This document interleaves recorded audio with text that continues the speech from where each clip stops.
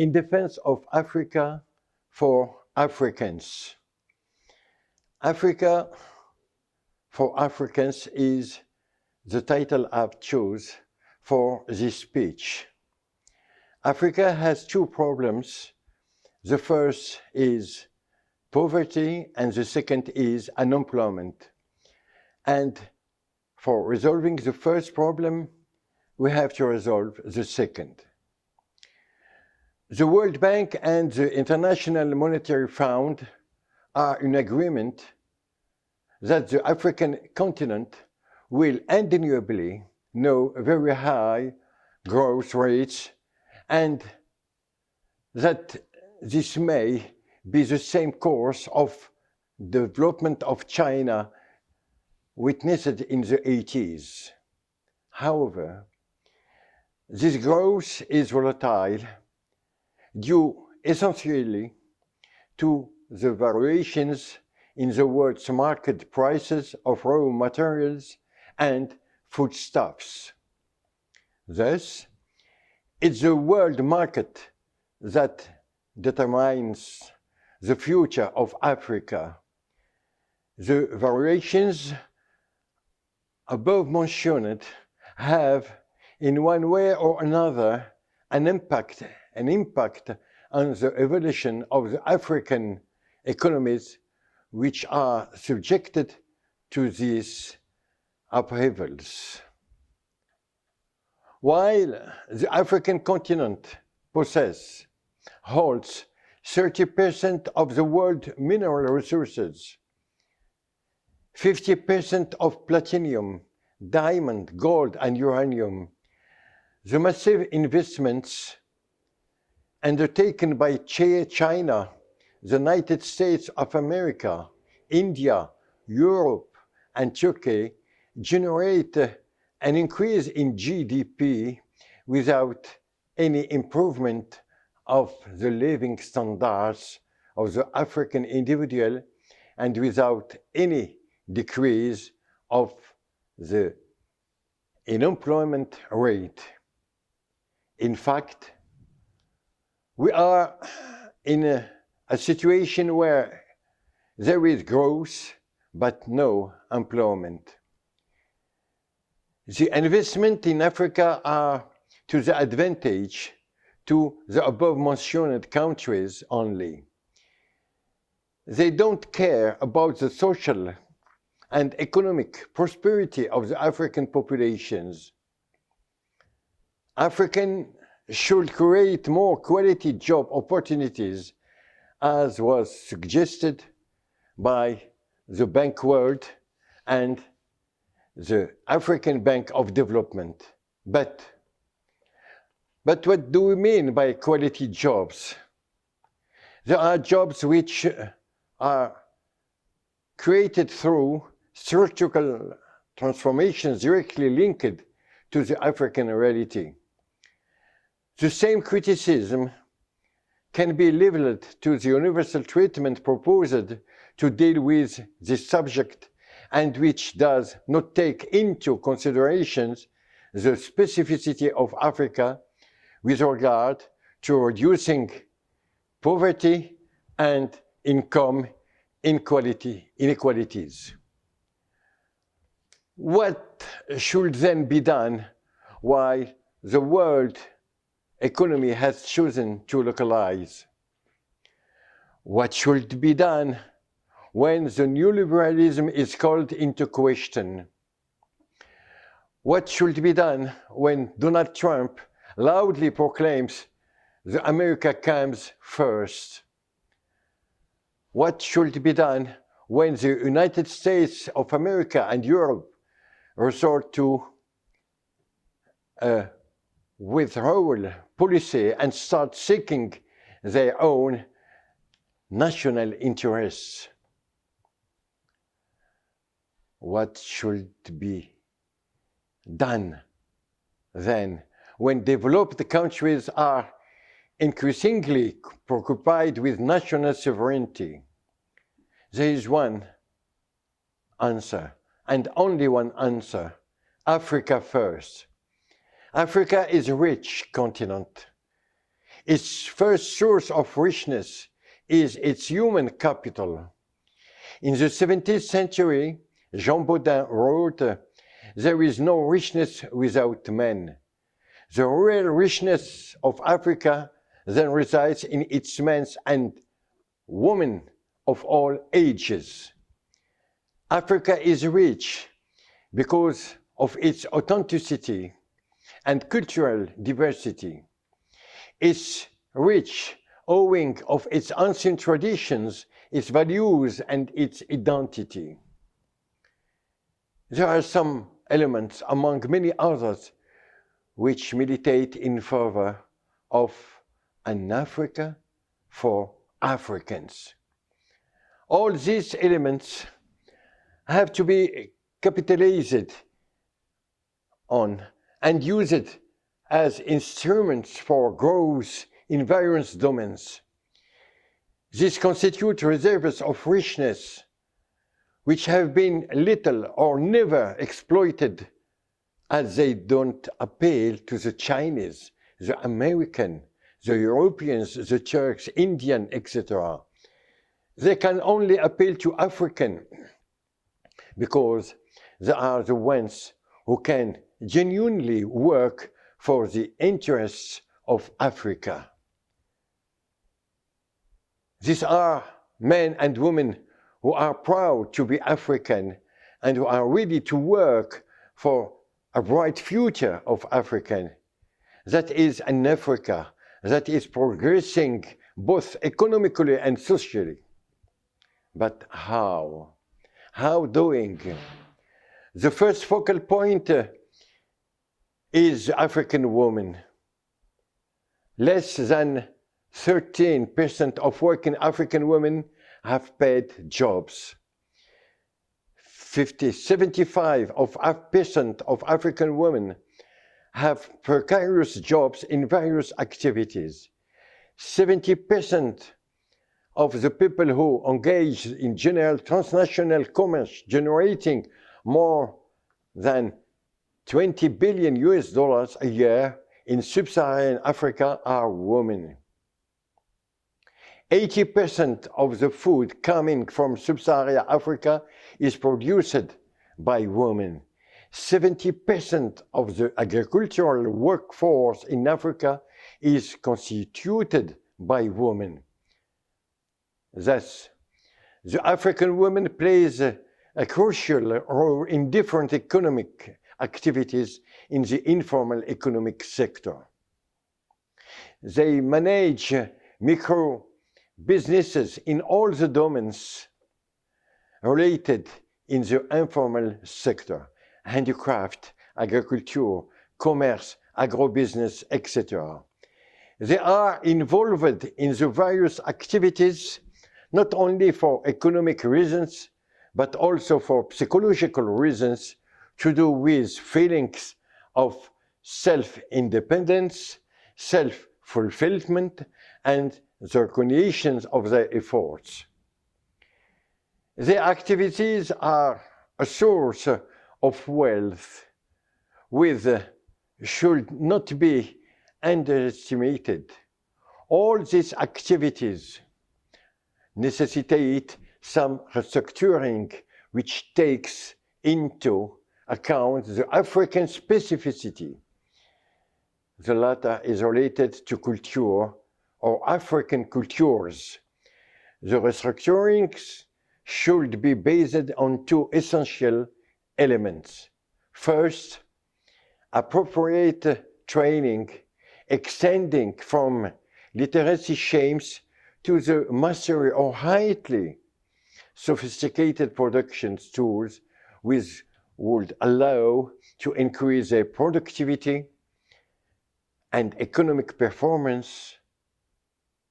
Second, the maintenance of the cultural and the African system of values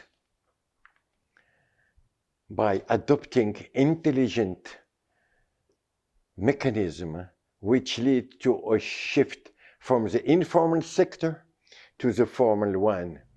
This process should not incur high costs The taxation should not exceed that of the informal sector.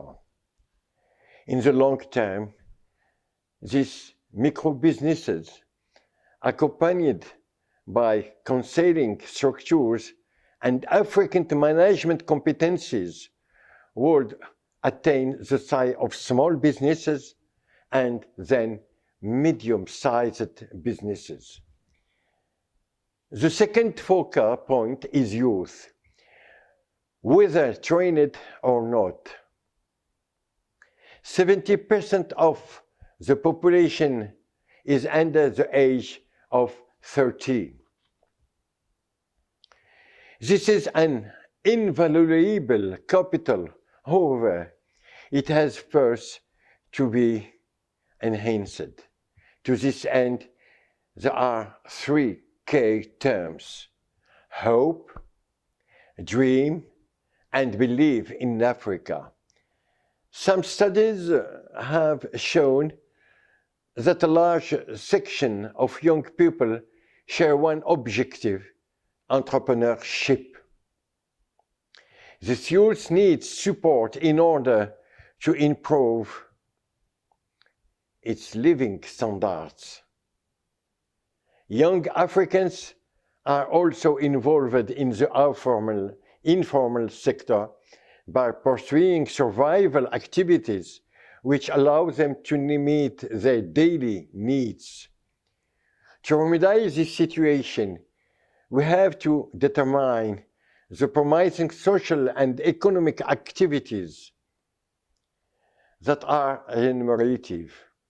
We also have to encourage the transition from the informal sector to the formal one by implementing soft and not very expensive regulations and by organizing training schemes. The training must be in harmony with the African reality.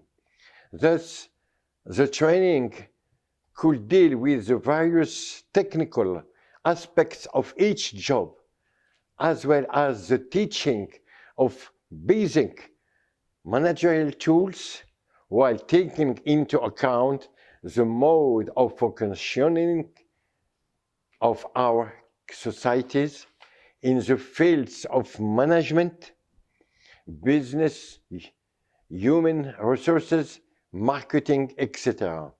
It's true that young population doesn't have the necessary qualification. However, they do have a certain know-how which can be improved.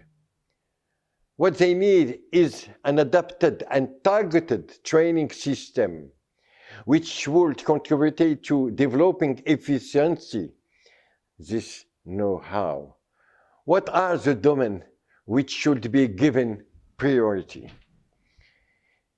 The domains must be capital saving and labor using. First, agriculture. The regrouping of lands according into African traditions so that agriculture can be mechanized and fertilization used. This process would allow an increase in agricultural output that exceeds the agriculture of subsistence. Moreover, the results benefiting from the adapted training structures and the appropriate funding of production units grouped in cooperative, associations, etc., could be extremely encouraging and could impact positively the living standards of the men and women working there. Second, the industry of culture. This is a little known and a no valorized source of richness both in Africa and the world. African culture is characterized by its diversity. It's a depository of knowledge and know-how that requires promoting worldwide. Art, music, fashion, handicraft, which are still developing, could create jobs and increase richness.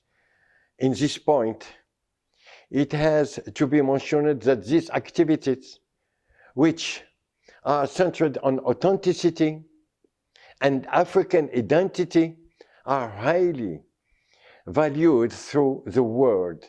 Unfortunately, Africans are not provided with the means to help them overcome to survival activities. The development of these aspects of culture, as well as training in national and international markets and production techniques, would allow a progressive transition from the informal to the formal and the creation of jobs. Third, light manufacturing industries in the domain of textile, leather, agribusiness, and other consumption goods. These industrial activities will constitute an outlet for a workforce that is not highly qualified.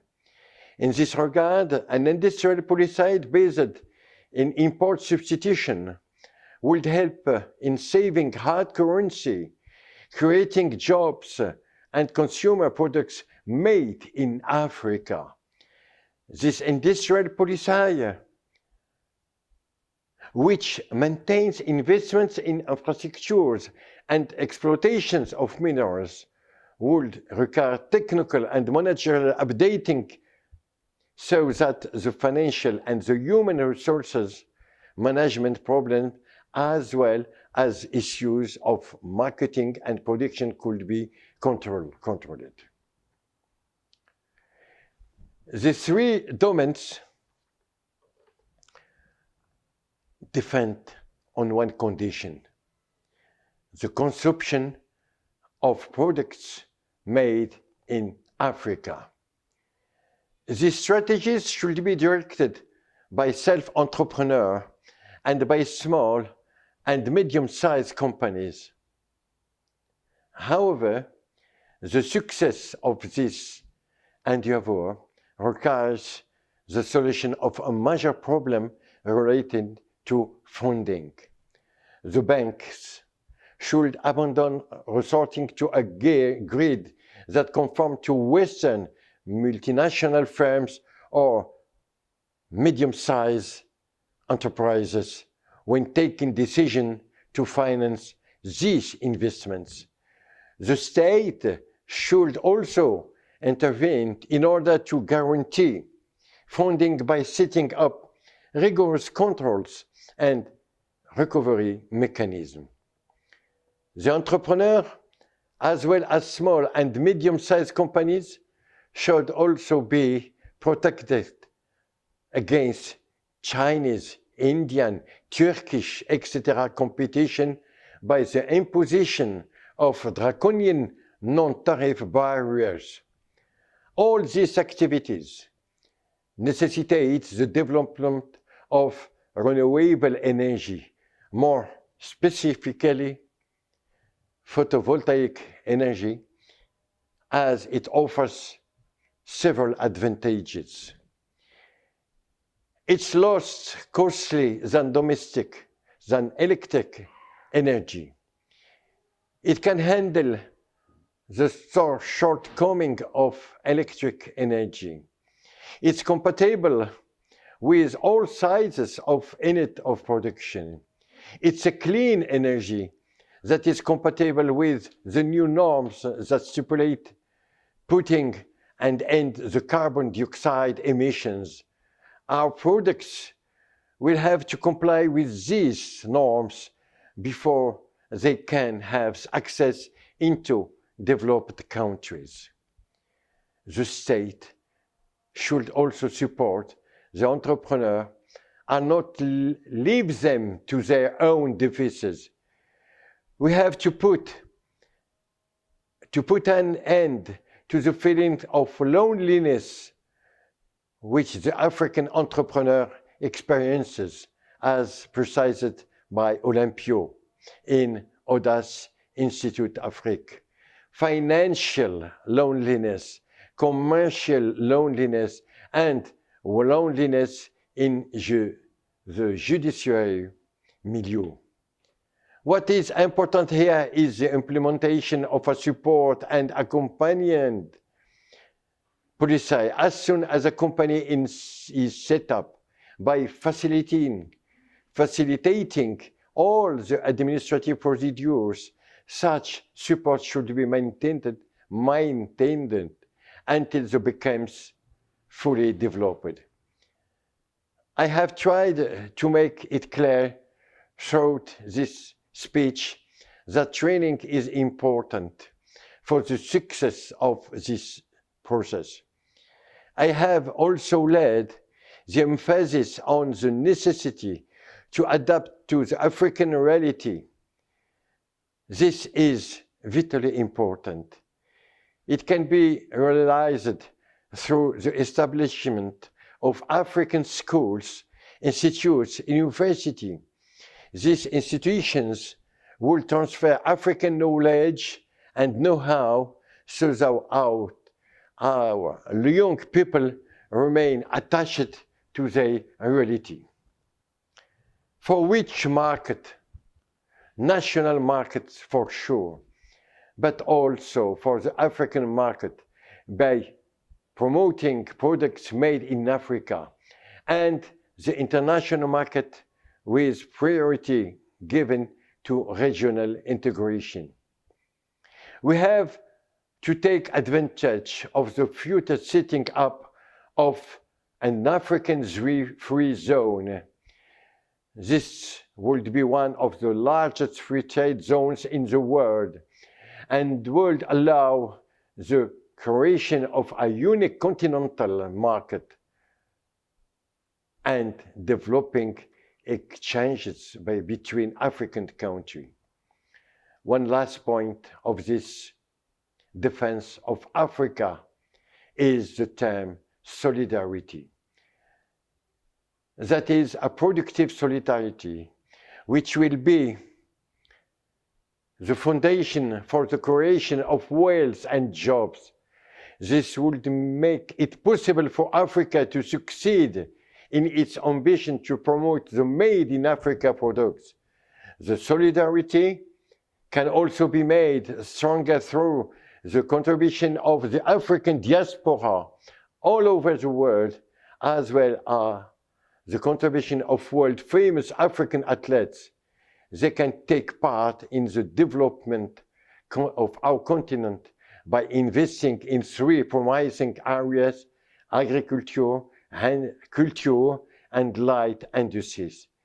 To end this speech, I would like to quote a statement by His Majesty King Mohammed VI: Africa must have confidence in Africa.